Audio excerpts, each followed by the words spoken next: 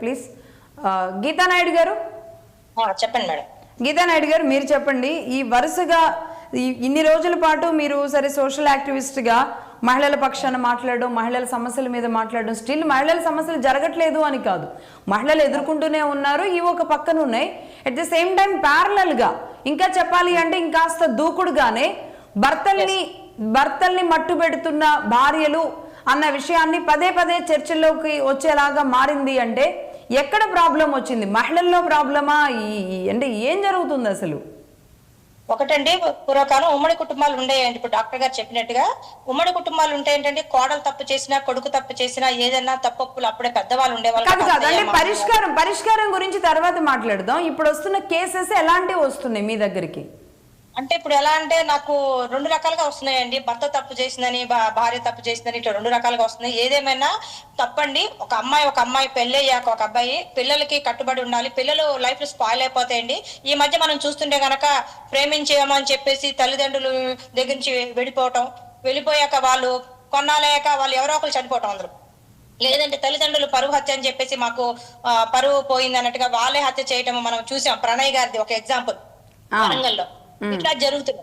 అలాంటే అది జనపరంగా అవ్వచ్చండి, లేదంటే ఈ రకంగా కానివ్వండి, ఏదైనా సరే పరువు హత్యలు కూడా జరుగుతున్నాయి. ఇంకా ఒక ఒప్పుకొని ఎప్పటికైనా నన్ను అడిగితే కనుక నేను ప్రేమ పెళ్లికి మాత్రం చాలా వ్యతిరేకం అండి. 100% తల్లిదండ్రులు మన జీవితాన్ని ఆలోచించి మంచి బాగోగులు తెలుసు కాబట్టి వాళ్ళు చూసిన సంబంధాలు చూసి చేసుకోవడం బాగుంటుంది. నేనైతే మహిళగా ఆ మాటకి నేను కట్టుబడి ఉంటానండి.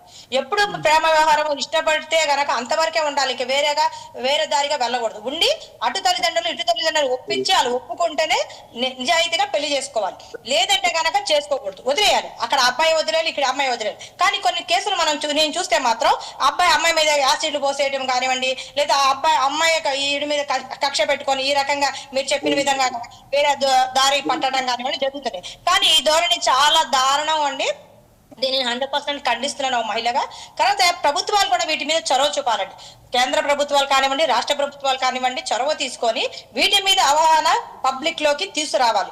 వారం కానివ్వండి, లేదా 5 రోజులు కానివ్వండి, మీలాంటి మీడియాలను కూడా ఇన్వాల్వ్ చేసి, పోలీస్ డిపార్ట్మెంట్ కూడా ఇన్వాల్వ్ అయ్యి ప్రభుత్వము వీటి మీద ఇలా ఉండాలి, ఇలా చేయకూడదు అనేది ఎప్పటికప్పుడు చేస్తూ ఫ్యామిలీ విలువలు అండి, కుటుంబ విలువలు, పిల్లలు, భార్యాభర్తలు ఎలా ఉండాలి, చిన్న ప్రాబ్లమ్స్ ఎలా సాల్వ్ చేసుకోవాలి, ఇలాంటివన్నీ అయితే చెప్తే కొంచెం బాగుంటదని కాదండి. ఇప్పుడు మహిళ అంటేనే ఒక సున్నితత్వం. మహిళ అంటే కన్నీరు పెట్టేది ఫస్ట్ మహిళే.